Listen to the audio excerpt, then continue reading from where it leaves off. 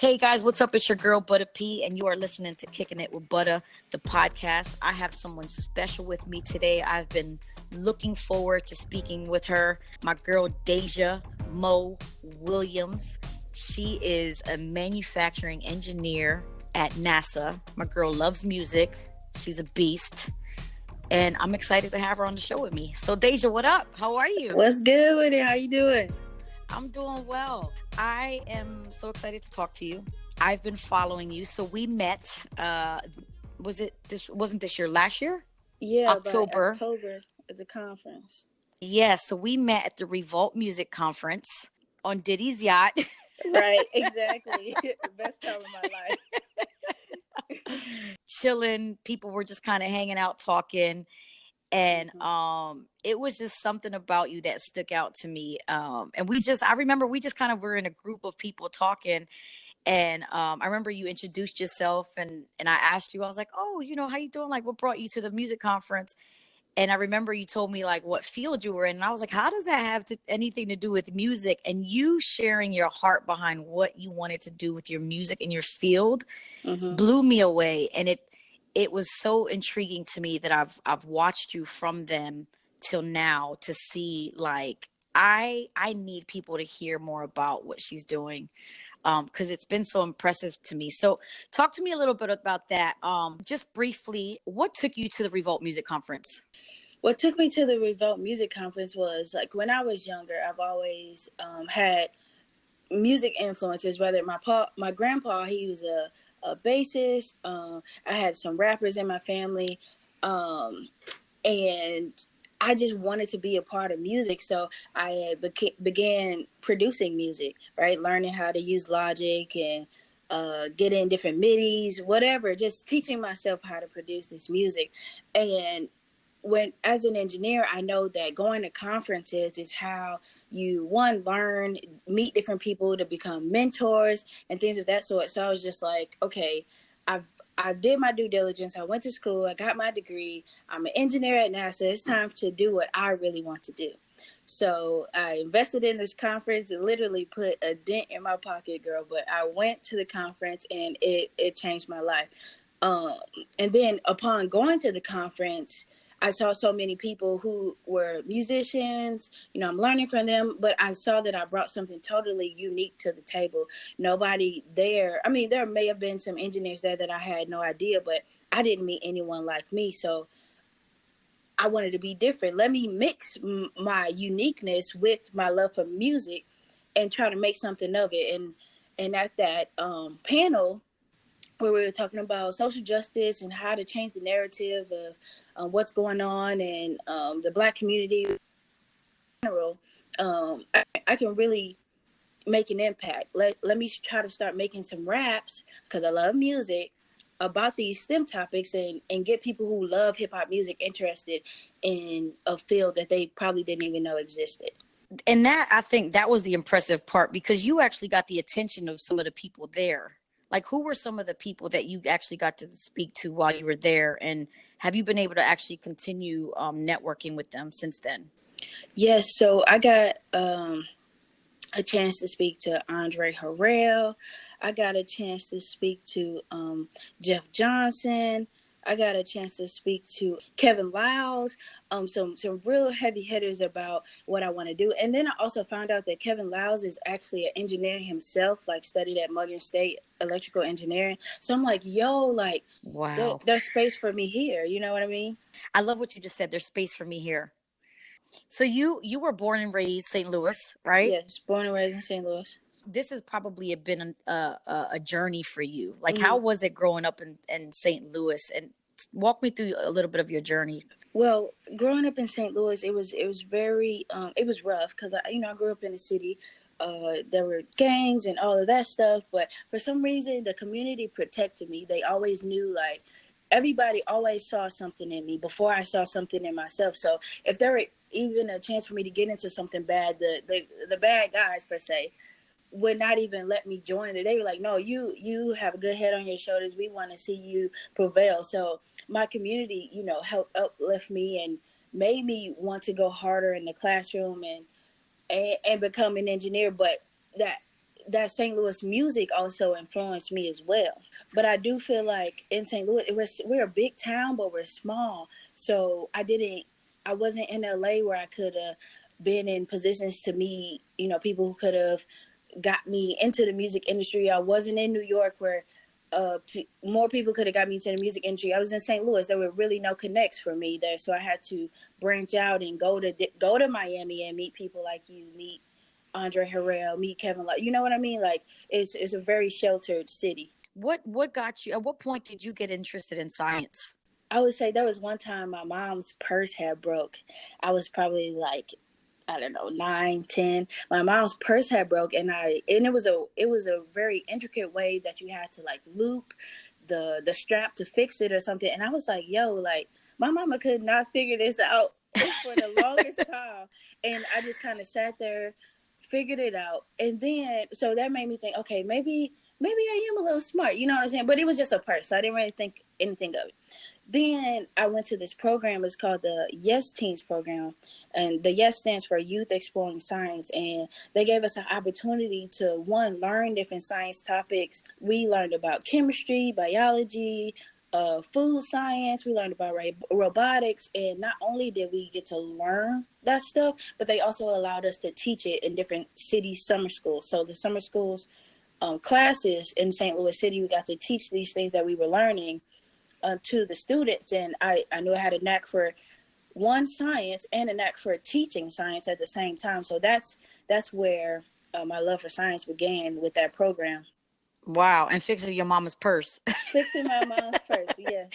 I say that to my husband all the time. I say, women, we make the best inventors, especially moms, because we're always trying to find the easiest way to fix something. If a purse breaks, I'm gonna figure out how to fix it. If my shoe break, I'm gonna figure so I always Right. say, like, we're the ones that's always figuring stuff out the easiest. Exactly. So I can imagine, growing up in St. Louis, it's not as a place where you've got a lot of people who are setting these type of examples for you. Exactly. So you've got this program that kind of opened up the door for you, the Yes program. Now, if I heard correctly, you played ball, right? I think you shared that with me, that you played basketball. Yes, right?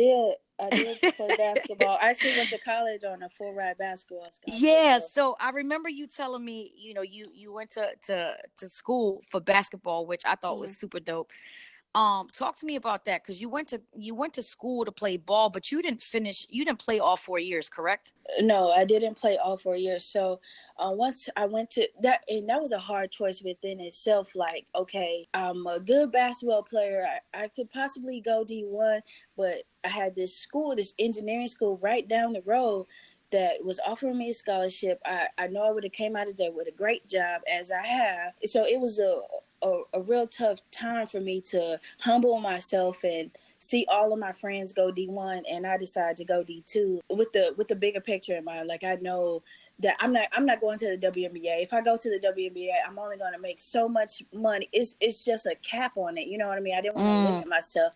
So, man, it was really like I was crying. Like, sometimes my parents didn't understand why I was choosing that. So I had to literally be mentally tough. And sometimes I wasn't, but I decided to go. And when I went, as I was getting more into my studies as an engineer, it was pulling me further and further away from the game I've been playing since 5 years old. So that was a tough time too for me.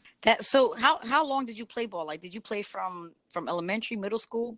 I started playing basketball when I was 5. So, when you put your 10,000 hours in, I put my 10,000 hours in the game of basketball. So the moment where I had to stop, it was such a identity crisis for me. It was crazy. And that's where the music picked up. So in playing basketball, right, and being a music person, I'm a sneakerhead, right? Did at any point were you like, yo, I need to have the dopest basketball sneakers while I'm on this court? Oh, most definitely. The little East Bay books come in the mail. I get those circling what shoes I want and give it to my mom. She picked whatever out of the shoes that I picked. And then also we had some team shoes. I had big influence on what shoes we had every single year, even with my college team. And when we had to go to, I was a Nike head too. So when we went to when I went to college and we had to play with Adidas shoes, I was like, oh man, like I loved Nikes, but I started to fall in love with Adidas too. So, but I yeah, love some Adidas. So do you still be rocking sneakers now? I do, man. My game has really it's taken a big fall because when I go to work, I'm an engineer. These guys are dressed. They're wearing like moccasins and they're not. You know what I mean? So like, And here it's come not Dajae with some Yeezys on her feet. exactly. You know what? And it's got me a lot of connections. I'll have like on some dope Air Maxes, and somebody will come up to me like, I ain't never seen nobody come up here with no fresh shoes on, like, nearly every day. You know what I mean? So it's even got me connections with people that it's hard to make connections as a Black woman in the STEM field. You don't have that many connections. So the fact that people come up to me about my shoes is just like, okay, I'm finding my people through how I dress, how I approach life. You know what I mean? I'm so glad you say that because a lot of people will ask me like, why do you love sneakers so much? And for me, it started at an early age, and I played basketball as yourself. Mm-hmm. And so for me, it was like, that was my form of expression on the court. I've Mm-hmm. always kind of been the person that I just wanted to stand out. Mm-hmm. Even though I already stood out, I was only 5 foot nothing playing point guard. I hear you. I hear you. So, but yeah, like even, on the court, I just always wanted to have my own sneaker. Like I bought the team shoes, but I always needed to have a pair of J's on my feet, or I needed to make sure I had the new Iversons, or, you know I what I hear mean? Like you. I Yeah. needed the different type of stuff. But then as to get older and I started collecting shoes, I just started realizing this was a whole new way to connect with people. Mm-hmm. And I started realizing too, like even how I would buy my sneakers, like I would have different experiences. I would meet certain people when I bought the shoe, and it Mm-hmm. started leading to different stories. And I was like, man, this is a whole new culture, and you actually connect with people on that level based just on your sneakers. Mm-hmm. And I Exactly. I hear you. and I think, yeah, that's for me. I love that part of it. And that's what I enjoy about having sneakers, is that it opens up conversations with people that you probably would never even really think about talking to Right. because Mm-hmm. of it. So yeah, so with that, you going to play ball in college. I went to kind of through the same thing, like playing ball. Once I got to college though, my focus shifted. Mm-hmm. And then you kind of got to make this decision, like, are you really going to play ball? Or are you really going to focus on what it is that you're going to do in the future? How Yes. was that with your family? Like, were they rooting for you and saying, hey, go ahead and just pursue your dreams in this STEM career? Or was it like, girl, you tripping? Like, It nobody we was knows does this. it was a split. It was a split between my family. Like some people were like, "Oh man, I can't wait to sit front row at her games," and then some people were like, "Girl, get that money, like be an engineer." You know what I mean? So where the divide came was my sophomore year. I got an opportunity to go intern at Anheuser-Busch in St. Louis, actually back in my hometown. And it was during the basketball season. So I went to go talk to my coach. Actually, the beginning of the season, I wasn't playing too well. I was starting, but I was super nervous. It was my sophomore season. I finally got a chance to start. So I was just choking, you know what I mean? So I saw it as an opportunity. I thought it was a sign. Like, I got this opportunity. I'm getting paid, way like double than more than I've ever gotten paid in my life. It's a great opportunity, and everybody's like, once you get that first great opportunity, the sky's the limit. You're gonna be able to work for any company that you want to.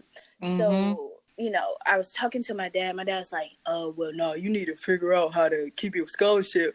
And my mom was like, "Well, I mean, like, you get to come home, you get to make some money, you get to learn in engineering." My mom was definitely like, go to engineering, right? But my dad, he was my coach all my life. So to see me put the ball down it kind of tore him apart. You know what I mean? Like, we've invested so much money into you as a basketball player, and you want to put your sneaks up. Like, what's the deal? So it was tough. But Oh man, honestly, that's probably like his daddy-daughter time with you. yes, most definitely. So in this field, like once you got to college, I can imagine, this is a difficult field that you're going into. Mm-hmm. What was that like? You were the only woman in there, were you not? At my school, we had because my school was primarily an engineering school. We had more women than the typical engineering school would, but in most of my classes, I was either the only woman, I was either only the black woman, or the only black person. So it was a scarce amount of us. Like, it Yeah. was, the ratio was like 4-1 when I came in, four Wow. men to one. And right now it's maybe 70 or 77. I can't remember the exact percentage of white men. Wow. How did you deal with that? How did you like be able to walk into these classrooms and just be like, all right, I know what I'm facing. This is how I'm going to deal with this. It was tough at first, but I noticed like what could get me through it is my sense of humor. So I'm a joker. So if I come in the classroom, not necessarily as a class clown, but just make everybody feel comfortable with who I am. Because I see a lot of situations where if there's another black person in the room, they just kind of shy away and sit in the corner or something like that. And I'm like, no, like, you're going to get to know me. I'm going to force my personality on you because we can be friends. We're interested in a lot of the same things. I have some tools that you need. You have some tools that I need. So I'm making sure I'm sitting in the front row. I'm making my personality known. Like I said, I got my J's on. The teacher's gonna know my name, and by making myself available, people got to know like what does it mean for a black girl to be in my classroom? How do I interact with her? So I try to make that, instead of seeing myself at a disadvantage, which I was, I made them seem like they were at a disadvantage and kind of like, okay, learn about me. Let me teach you something. And That's it kind of good. worked for me. Yeah. Was that surprising for you coming into it? Was that surprising that this was something that you were going to have to deal with? No, not at all, because growing up, there's this thing called the desegregation program. I mean, it's called VIC, but everybody called it deseg, which is so taboo. I got to go to a county school, which was predominantly white. So I started practicing, how to code switch, which is sad that I have to code switch, but practicing how to code switch and what music they like, what all types of things. And I became of that culture with my black culture at the same time. So I was already like prepared for those situations from an early age. Wow, that's interesting that you're even mentioning it, because I think a lot of people don't understand that piece of it, where especially when you're growing up in these type of areas where you're put into an environment where you don't look like anybody else. You're almost forced to, it's like, especially when you're young, you're like, you almost kind of start to struggle with identity, because you're like, well, I know who I am, but how do I fit into this culture, but then still be a part of my culture? And that's such a huge thing. And a lot of people don't understand how you even do something like that. But I feel like it's something that we've just gotten used to having to do it. And I think that's what's impressive about young women like you, for me, are like so inspirational, because you have the ability to kind of shift that mindset now with a lot of that stuff. Where do you think that confidence came from? Because like, for you to be able to walk into a classroom and say, I'm gonna kill you with kindness. You're gonna fall in love with my personality, and I'm gonna sit front row while I do it. Like, where does that confidence come from? Oh my God. Well, I honestly think it's because I'm an only child. So most everybody had that older brother or older sister to defend them or just take up for them. And I didn't have that. So I had to find mechanisms that helped me defend myself against bullies and all that type of stuff. And my primary thing was being funny and having good grades. So that's the key part right there, is having good grades. This is how I do it. I go into the classroom and I'm by myself at first, right? I'm still like having my personality out there, but after that first test, I make sure I kill it. Like maybe get a 98 or something like that. And everybody's asking what you get. So that's my opportunity. Oh, bro, you got a 92. Sometimes I don't even tell. If I could tell like you, I'm not gonna mess with you. I won't even tell you. But if it's somebody I know I'm gonna need your help, I'm like, bro, I got a 98. Let's study. Like, what's up? Yeah, like I make sure I do. I'm gonna let you know that I got what you need. Exactly. And it shouldn't be like that. And I shouldn't have to play those games. But it was a survival tactic. So okay, it's strategic. I'm gonna kill this first test. I'm gonna try to do my best to do better than you, or close. Get a close score to you. You know what I mean? And now you see me at a value. Okay, let's study together. And that's how I played it, like that. That's awesome. I'm sure they started respecting you like crazy. Like, hold up, I need to be part of Dajae's group. Right. So back to what you were saying, getting those good grades is just like, I belong here. Let me show you through my grades. Now I have that gave me the confidence. Or even like when I was younger, like I used to be a little chubby kid or whatever.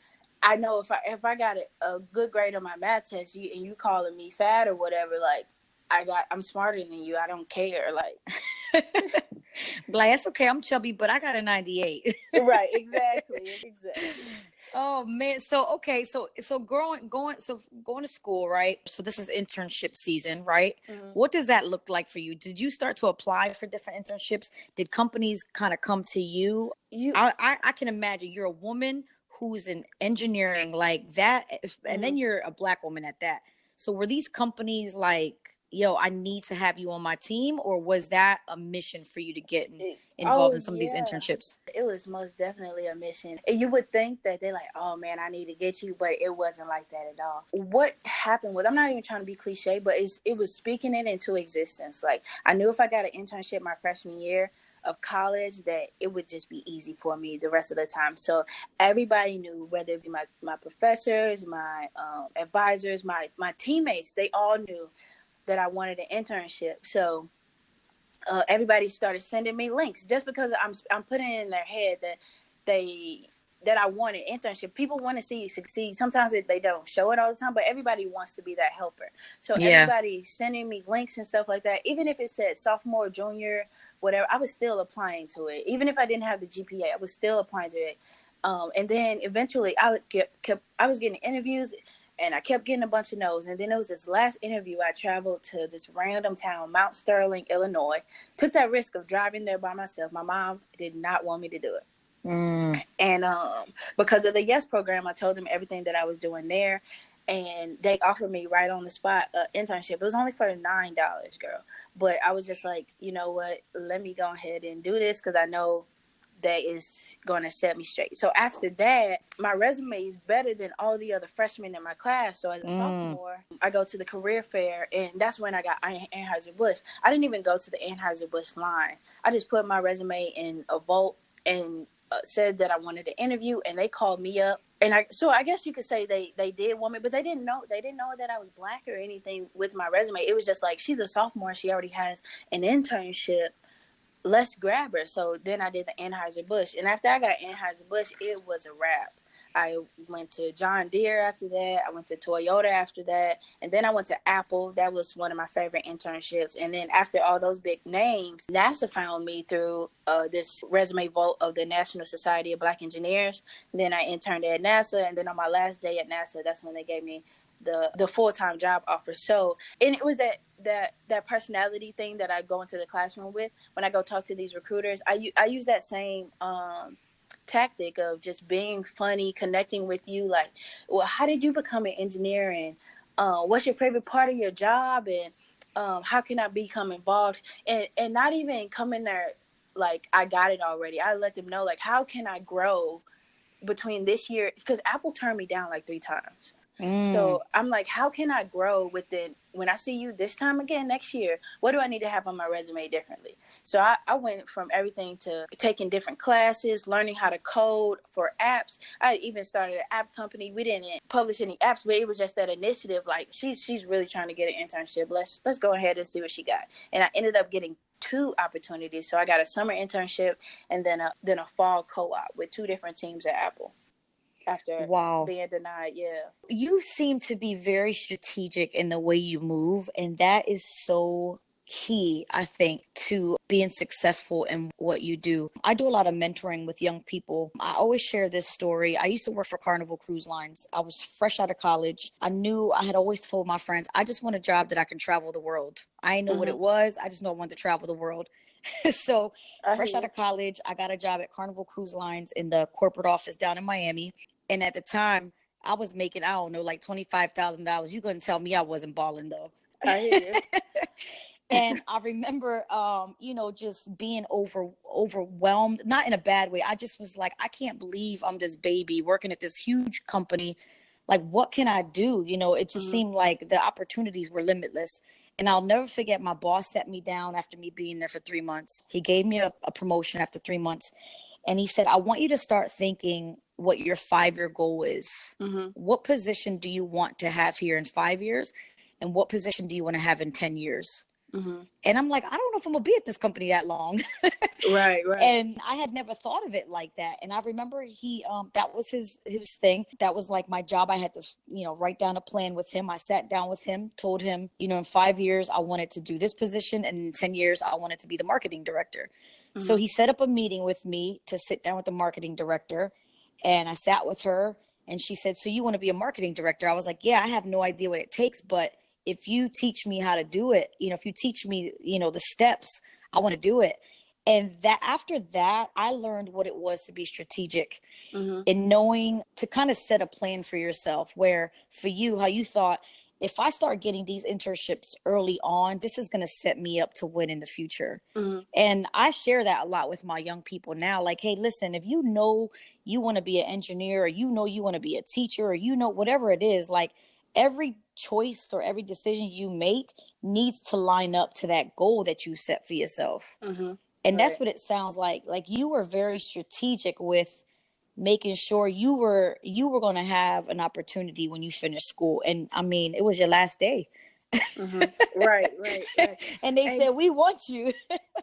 Exactly. So that was such a blessing. But it even to add on to what you're saying, like even at the conference, like that was like me adding all of my years of experience of being strategic, whether that be in the classroom, getting internships, whatever.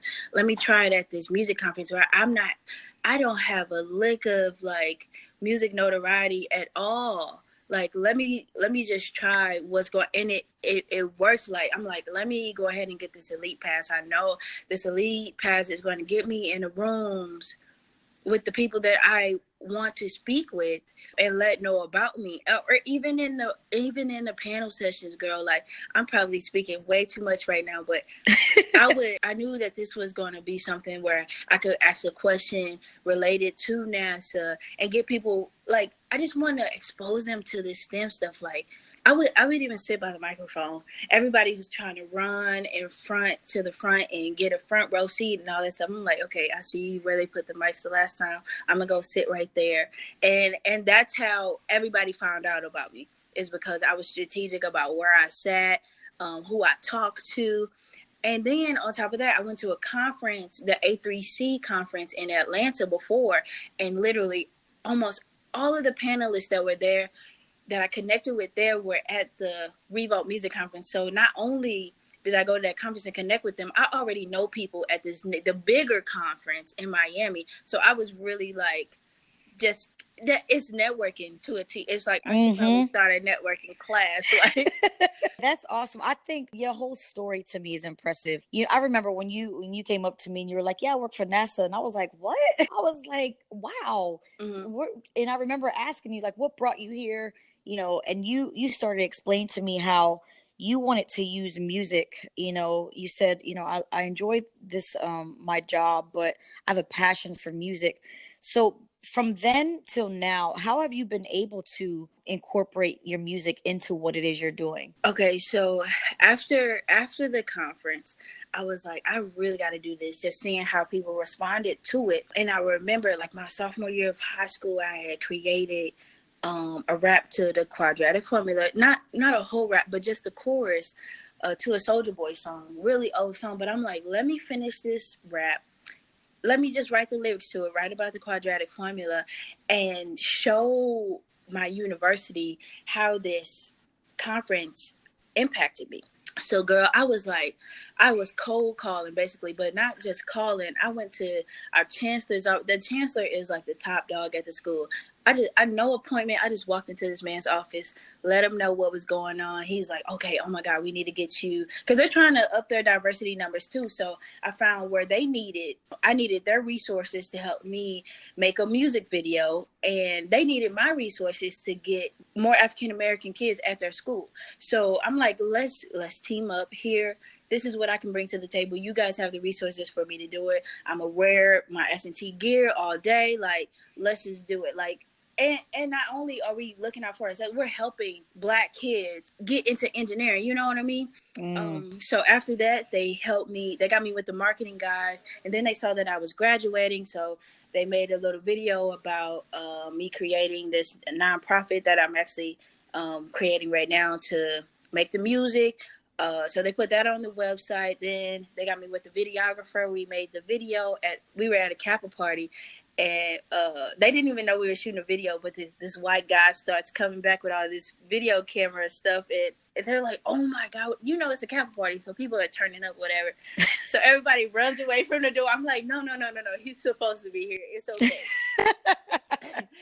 So we make the music video. We put it out on YouTube. And, it gets about 5,000 views. And I ain't never got that many views on anything, which is not a lot of views, but it was a lot for me. So I'm just like, okay, we're making traction. And then after that, then I started talking to people at Great Big Story, letting them know what I was doing. And so it was like months and months and months had went by where I'm just showing the woman who was pitching my story, just everything that I'm doing. I gave the graduation speech at my graduation. I did a TED Talk. I'm just letting her know, like, you have to share this story and change the world, basically, or start. Ignite that fire. You know what I mean? So then that's when the Great Big Story video, it came out 2 weeks ago. But that's something I've been working on since the Revo Music Conference. I met her at the Revo Music Conference, and it's just now coming into fruition. So I could have gave up in January. Like, I could have gave up in February. I could have gave up in March, but I was, here's more. What really happened was I was like, okay, nobody's going to give this to me. I need to show the people who say that they can help me do this, that I can do it without them. And once you start doing it without them, they're like, okay, let me help you now. I want to be involved. Yep. Yeah. Not saying like I'm trying to throw it in their face or anything, but it's like you have to prove to these people that you don't need a hand me out. You know what I mean? You got it. So that makes people want to help you more when you're independent. You know what I mean? When people are wanting to invest time, invest resources, invest finances, I think too, because there's so many ways now to get your message out and get your content out. I think a lot of people will kind of sit back and like, well, let me see her make her moves, and then let me see if this is something worth me investing. And I think now that they're seeing you move and they're hearing you speak and I think they're catching on to what you're wanting to say. Now it'll get people like, you know what? This is actually an interesting thing that she's talking about. Like, how can I be a part of the solution to this? Going into NASA, did you have any expectations? Because, well, you were interning there, but did you have any expectations going in there? And is it what you expected, or was it completely different? It's completely different than what I expected, because coming from Apple, like, that's the most luxurious corporate job I've ever, aside from Twitter, who, Facebook, Twitter, all of those tech companies who give you food and, all of that stuff. So I was living that life at Apple. So when I get to NASA and it's, government, it's just like, oh my God, this is like The Office. The show is just like bland walls, and because it's so much history in there, they don't want to change a lot of things. It's hard to get change. It's hard to have innovative type of things. So when I got there after interning with Apple, I'm not even gonna lie to you, I quit the first week. I literally. She's like, I'm out.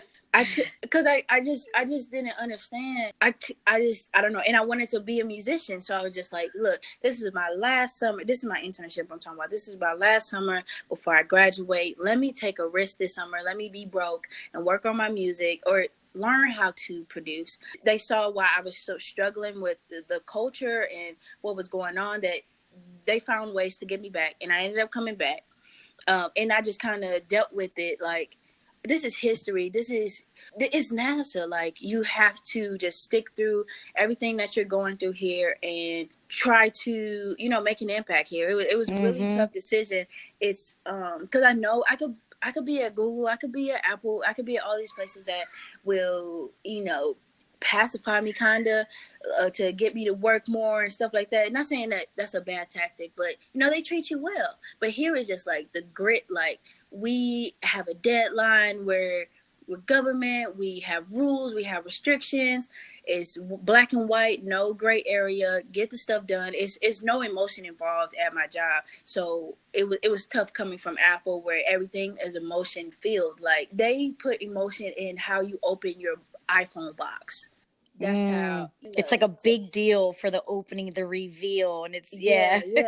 So here it's just like black and white. Like, we need to get this rover built, and that's just it. Get it done on time. I don't care how you get it done. I don't care how you feel about getting it done. Be here on time. Just that corporate culture that you think of, but I was so used to, just like I said, that Apple, like, everything is fluid. So it was really tough for me, but I'm happy that I decided to go back. I'm learning so much. It's tough, but I'm learning a lot.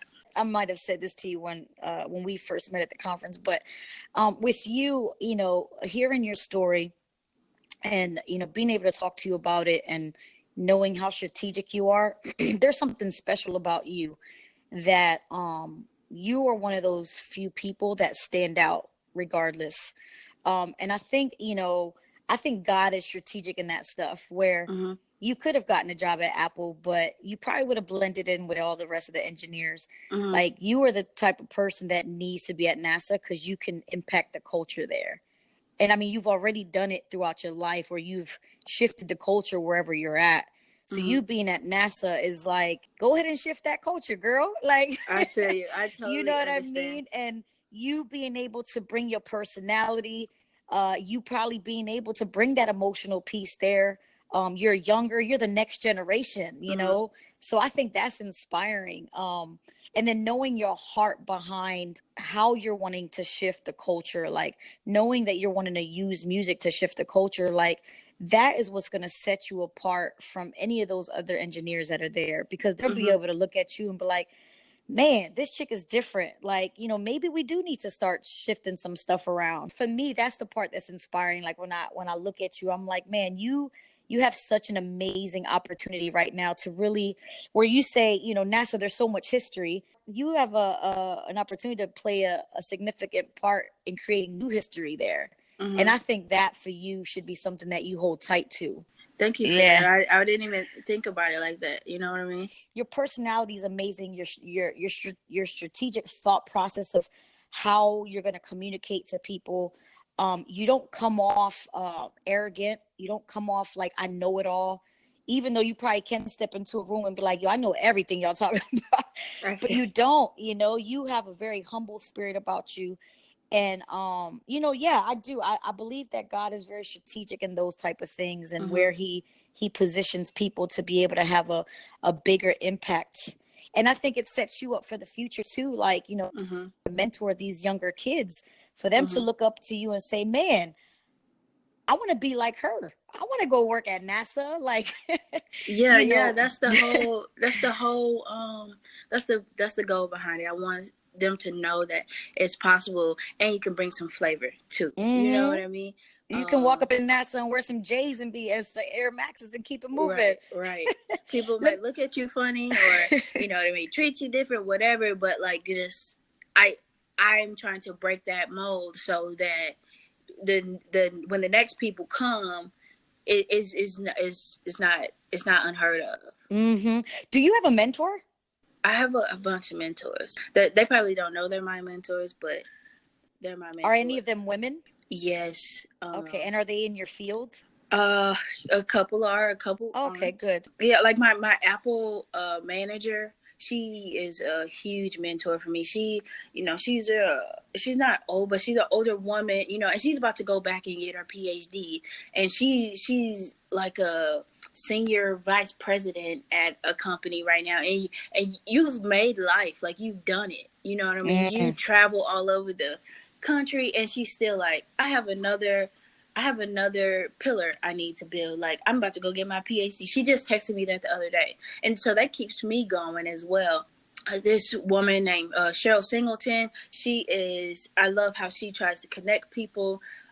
So she helps me in a sense of like staying hip and like being relatable, and she's just a renaissance one. She does a lot of stuff, so I love to see her and what she's doing. She gives me a lot of advice as well. My mother pushes me as well, but so a lot of times me and my mother, we battle a lot because I make a lot of decisions that she's just like, why in the heck are you doing that? And then it works out, and then she's in love with my decision.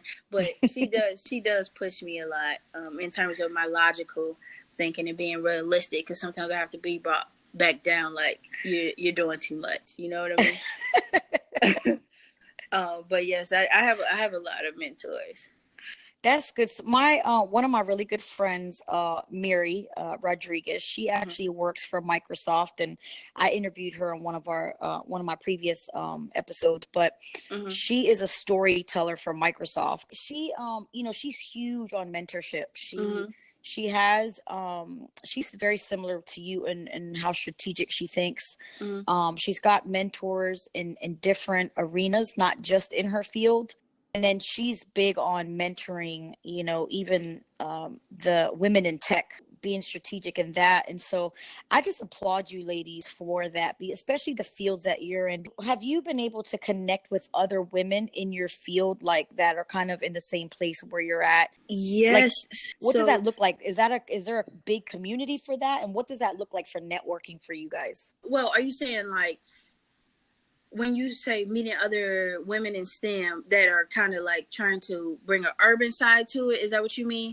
Yeah, like with what you're doing, have you Mm-hmm. met other young women that are kind of have the same heartbeat for it? So I've only met one other girl. It's not common for us to do this because a lot of people who go this STEM route become of it. Like they totally engulf themselves. They don't bring any of their culture with them, and they just become that.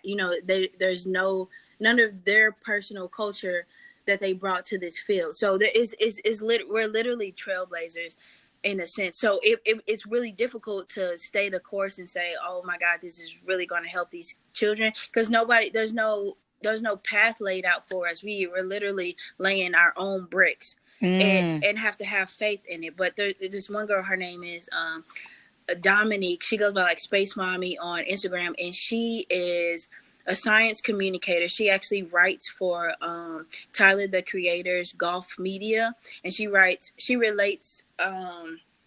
science topics to hip hop stuff. So there's this thing called the Drake equation, and she related it to Drake, how that equation has evolved, and then how Drake has evolved as a rapper. She's also did something on Kanye West, and there's this one day in the year, I can't think of the day, that things happen to Kanye West, and I don't know how she related it to science, but she is just a science communicator, but an urban science communicator. So whenever we're having tough times, we're like, oh my God, we should probably stop doing this and just focus on the science side of things.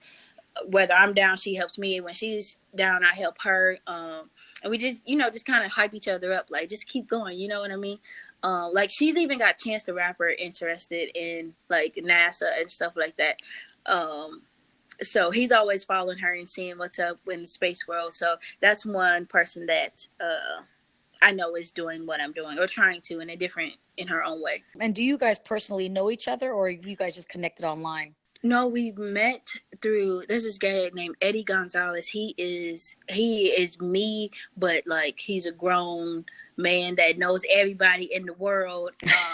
And he's like the master. Like, okay, here, my child, like take this jewel and go talk to this person. So he gave me her. He's just like, let me see what you can do. And after a few months of me getting to know her, I had to go back to him like, bro, you knew what you were doing when you connected us, type of person. Like, he sees our vision. He's a hip hop head himself, so we met through him, actually. Don't you love meeting connectors, like people who will Yes, connect you to the yes, people that you need in order to grow in what you're doing? definitely, and that's him for sure. You did TED Talk, right? You mentioned that earlier. What Yes, was I that did. like for you? Oh my God, it was so nerve wracking. My stomach was hurting. Like, it was a very tough time. But I basically talked about, it hasn't been released yet, but I basically talked about finding your why. I talked about quitting NASA, and then how I came back rejuvenated because of my why. And now, I learn something new about the space industry every day, and that helps me get to work every day. You know what I mean? When you're working at 9 to 5, it's really tough.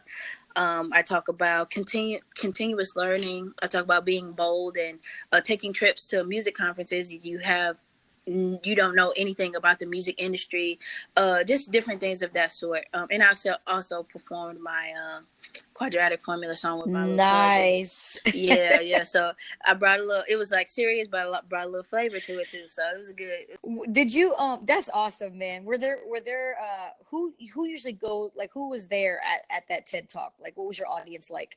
The audience, it was basically it was a small community actually. It was a science community though. So it was a bunch of professors that teach computer science, they teach math, they teach just all types of science, technology, engineering, and mathematics courses. It was definitely not an urban community. Yeah. I know they were looking at you like, okay. Yeah. So they were like, "What? Like, she really brought that here? Okay, This chick really rapping right now." exactly. Listen, Mhm. when Hidden Figures came out, what was your reaction to that movie? And did you know a lot of this stuff already? No. I had no idea. First of all, before that movie, I didn't even know working at NASA was like an option. Like, I never thought of working at NASA. My goal was to work at Apple or work at Google. And I had gotten to Apple, and now I wanted to try Google. But that movie had came out, and it was like, this is me. Like the movie made me cry. Wow. Like, when she was like going to the restroom, I was just like, what? Like, these women did this back then. I thought this was totally new. Like, it was a very educational experience for me, and I loved it. Like, I got so emotional. I loved it. It was like, people understand now. People really understand. Like, when a lot of times people are like, man, you just complaining. Like, just because you are black or just because you're a girl, that don't mean you're getting treated differently. They don't say that explicitly, but like, when I try to explain like the troubles I go through, they're just like, man, everybody deals with that. Like, what? You know what I mean? So that movie was just like, oh my God, somebody gets it. Somebody gets it. Mm. And I wasn't even on NASA's radar at that point. It was not until 2 months later I got my offer from NASA after that movie. Wow. How did Yep. that make you feel when you got that offer? I was excited. I celebrated really hard. Like, because, I mean, I had, like I told you, the companies that I work for, from John Deere, Toyota, Apple, like, I didn't think it could get any bigger. I didn't think it could get any bigger. So when I got NASA, I was just like, oh my, this is like the mecca of breaking technology, just science, just everything. Like, I don't know any higher that I could have gotten in this field that I'm in with NASA. So I was elated. It was a great time in my life once I got that offer. What would you say your goal is, like, when it's all said and done, right? When you get to the end of your career, like, what would you like to walk away with and know that you've accomplished? I would like to walk away with knowing that once I get the students into the STEM field, or expose them, and they get to my level where they're working full time, that they don't look around and they don't see anybody like them. I want them to come. They don't feel different once they get to my position. So that's a big vision, a huge vision. But I know what I'm going through right now, and I don't want anyone else to do that. So from my little seed that I'm planting through this music, I want there to be, in 10 years or so, Black men and Black women, or people of color per se, that are coming into work, and instead of there being rock music playing from somebody's computer, you're hearing some Diddy or something like that. Like, you can really enjoy your work experience because there's people around you like you. That's good stuff. That is real good stuff. I'm excited for you, Deja.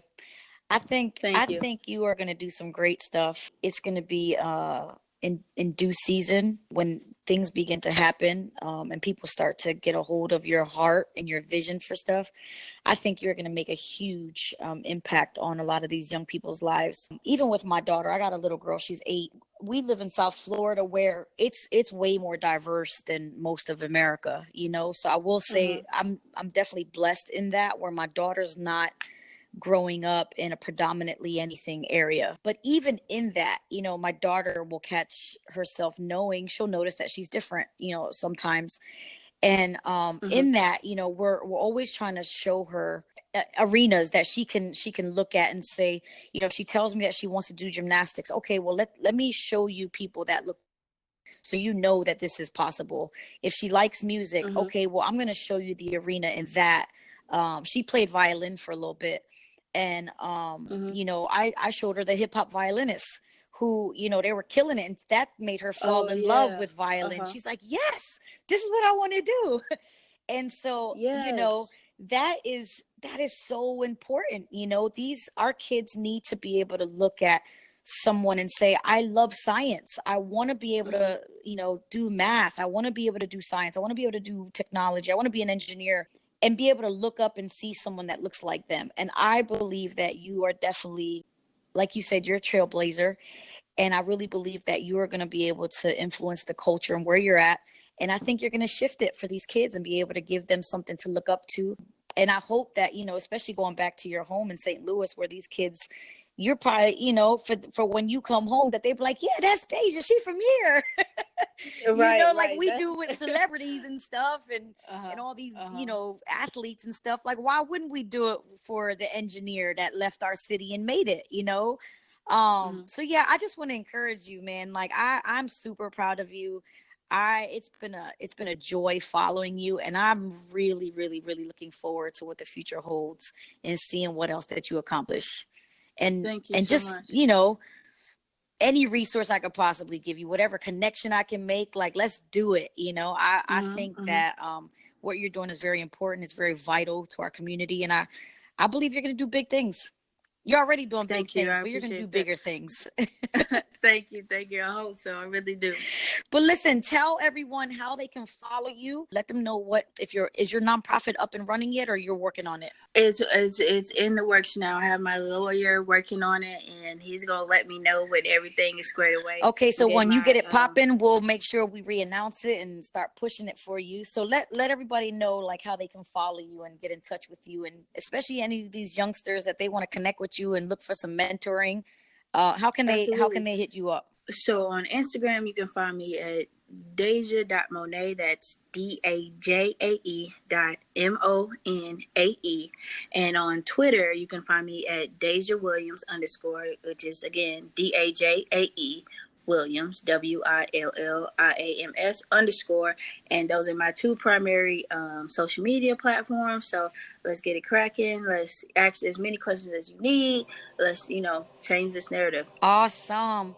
Deja, thank you so much for talking with me today. I appreciate it. Thank you as well. I appreciate this opportunity. Yeah, man. So yeah, let's stay in touch. Um, and let's watch you change the world, girl. Thank you. Yeah, I don't see them boys. I'm like, where they go? Where they go? Feel like Mookie. I'm yelling radio. Pat me on my back. I hear him saying, way to go. No, I'm gon' fall for that. Been down that lane before. Yeah. I see through them lies and them haters tell. Compliment me, but your heart is a traitor there. I ain't playing with these boys. This is Game of Thrones. I'm about to turn this to a movie. Better play your role. Yeah, I'm playing for keeps and I'm trying to eat. Yeah, so get out the way or get under my feet. There's blood on the leaves and there's snakes in the street.